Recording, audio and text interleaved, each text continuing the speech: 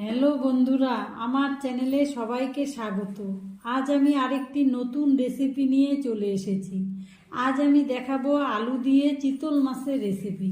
তার জন্য আমি নিয়েছি লবণ, জিরে গুঁড়ো, লঙ্কা গুঁড়ো, আদা বাটা, পেঁয়াজ বাটা, হলুদ গুঁড়ো। চিতল মাছ নিয়েছি, আলু, টমেটো কুচি, ধনেপাতা কুচি। এবার চিতল মাছগুলিতে লবণ, হলুদ দিয়ে ভালো করে মেখে 15 মিনিট রেখে দেব।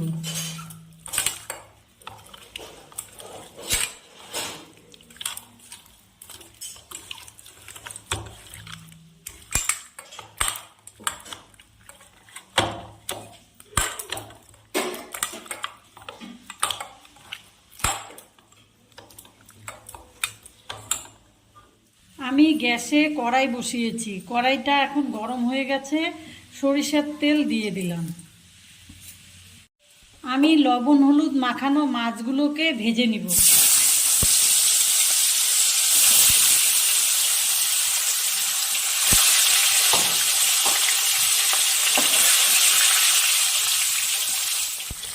মাছগুলো একটি ভাজা হয়ে গেছে, এখন উল্টে দিব।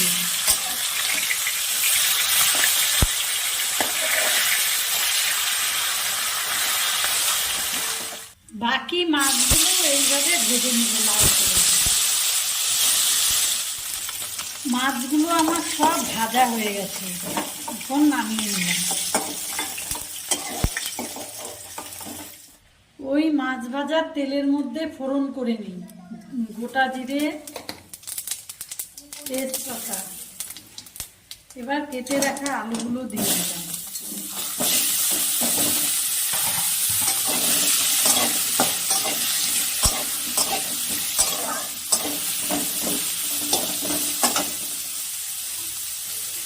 টমেটো কুচি,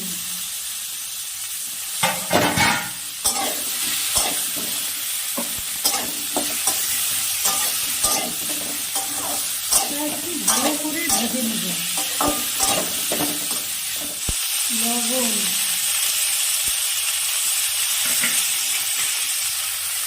হলুদ গুঁড়ো, জিরে গুঁড়ো,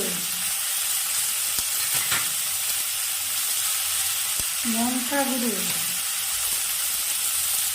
পেঁয়াজ বাটা, আদা বাটা। এবার মশলাটা ভালো করে কষিয়ে নেব।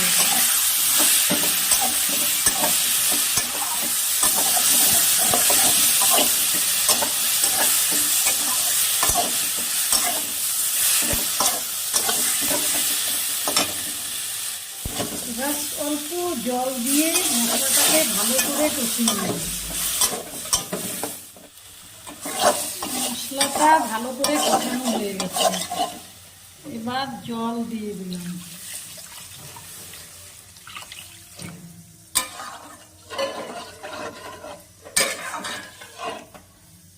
এবার ঢাকনা দিয়ে দিলাম, দিয়ে 10 মিনিট ঝোলটাকে ফুটিয়ে নিয়েছি। এখন মাছটা দিয়ে দেব।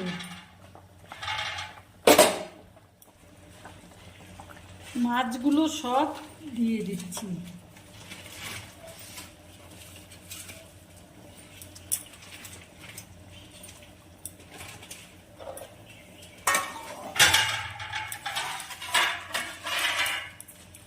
এবার 10 মিনিট আবারও ঢেকে দেব।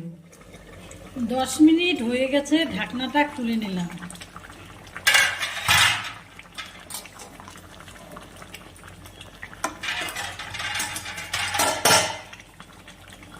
এখন ধনেপাতা কুচিতে দিয়ে দিলাম।